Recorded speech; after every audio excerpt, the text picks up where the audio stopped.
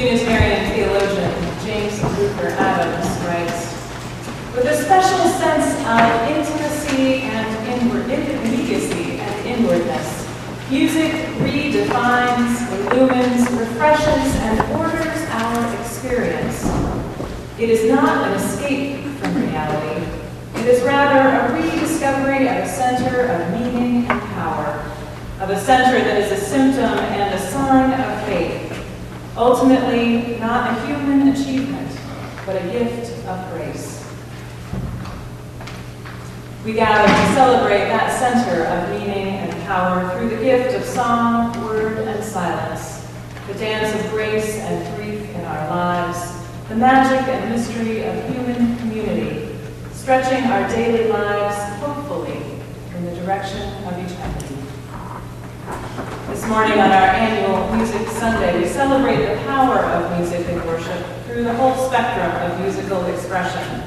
From Bach to rock, as Emma Jean has named it, there is something for everyone, and a showcasing of the talents of several of our soloists. Good morning. I'm Patricia Ostrom, the current chair of the Music Committee at First Parish. As you just heard, today has been designated as Music Sunday, but from the perspective of all of the faithful members of this meeting house choir, and especially that of our trusted leader, Jean Moulton, we tend to think that every Sunday is Music Sunday. Today, however, we have a unique opportunity to celebrate throughout this entire service all the incredible contributions that music brings to us, both individually and collectively. How music speaks to us on a spiritual level, deepens our emotional involvement, and stimulates our intellectual curiosity. I've heard many people say that one of their primary reasons for coming to church is for the music, which elevates them to a higher level of spirituality. And in this particular church, this elevation is due in large part to the incredible leadership of Emma Jean, formerly known as our music director, but as of last summer, she is now known as our UUA credentialed music leader. Emma Jean is obviously a lifelong learner, as evidenced by her recent attainment of this new title. And here to speak briefly about that accomplishment is her mentor during this 3-year process, the Reverend Beth Williams from the UUA in Boston. Reverend Williams? Good morning. I want to thank this congregation for allowing me to speak this morning and to congratulate you on having one of only 7 credentialed music leaders in the entire country. Jean Moulton was truly a pioneer in this program, in a program that I am sure seemed like it would never end. By my count, Emma Jean has spent 72 hours in classes, workshops, and meetings. She has completed 52 papers and projects and has been evaluated 24 times in the last 3 years. This has all been in the service of her credential. And to what end all this work? Emma Jean has written, as I continue as music leader at First Parish, I enjoy the never-ending spiritual renewal found in the process of music ministry, as I interact with the staff, choir, committees, congregation, and my local community. For me, my spiritual journey becomes overflowing with emotion as I'm engulfed in making and sharing music, and my ministry remains open to the floodgates for myself and others of spiritual peace, healing, renewal, and fulfillment. May your congregation's music ministry continue to flourish under the guidance of Emma Jean Moulton, and may your hearts always be filled with song. Emma Jean, would you like to come up here, please?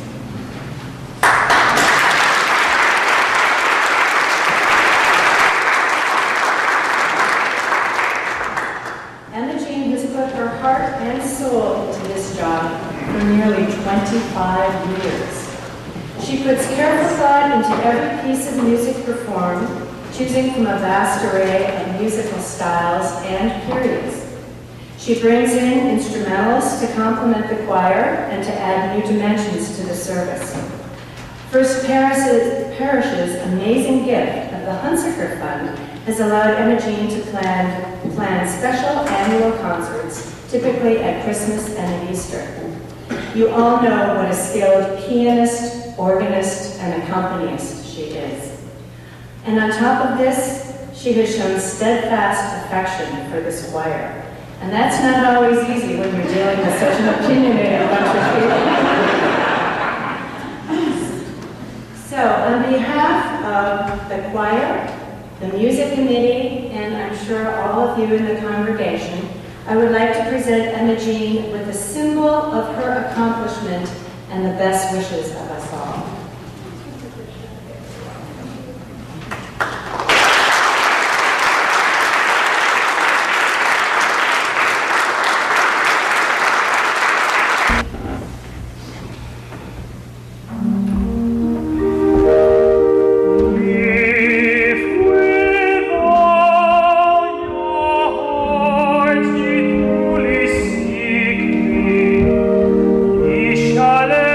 Surely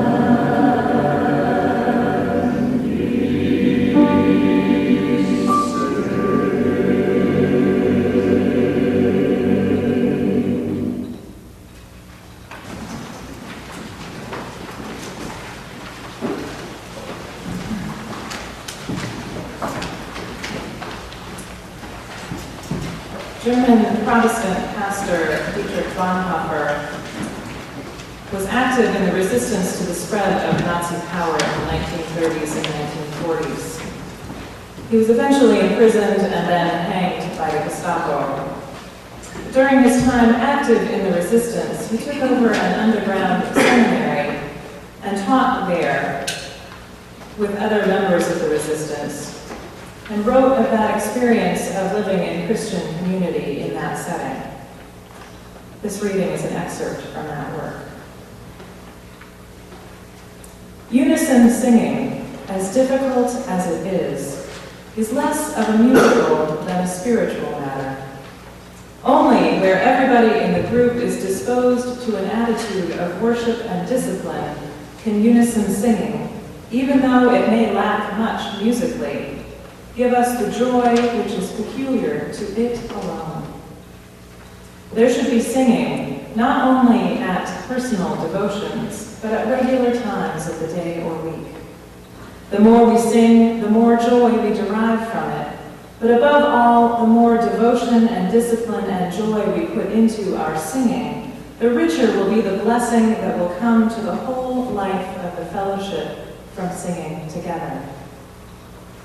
It is the voice of the church that is heard in singing together. It is not you that sings, it is the church that is singing, and you, as a member of the church, may share its song. Thus, all singing together that is right must serve to widen our spiritual horizon, make us see our little company as a member of the great Christian church on earth, and help us willingly and gladly to join our singing, be it feeble or good, to the song of the church. I invite you now to join in just this kind of song, the song of the church that invites us into the wider spiritual horizon of prayer as we sing together when our heart is in a holy place. Number 1008 in the Hymnal.